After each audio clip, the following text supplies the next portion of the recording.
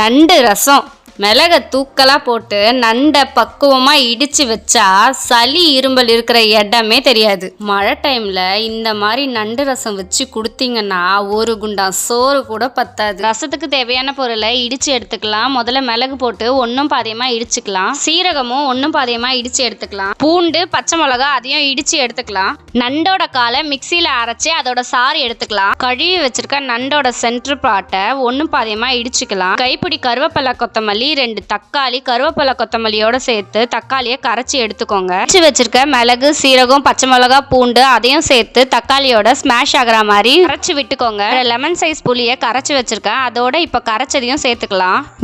நண்டோடைய கால் சாறு அதையும் சேர்த்துக்கலாம். 3/4 லிட்டர் தண்ணி ஊற்றி கொஞ்சம் கருவேப்பிலை கொத்தமல்லி பெருங்காயம் மஞ்சத்தூள் கல்லுப்பு சேர்த்து கரைச்சிக்கோங்க. இப்போ ரசத்தை அடுப்புல ஏற்றி ஹை ஃப்ளேம்ல நல்லா கொதிக்க விடுங்க.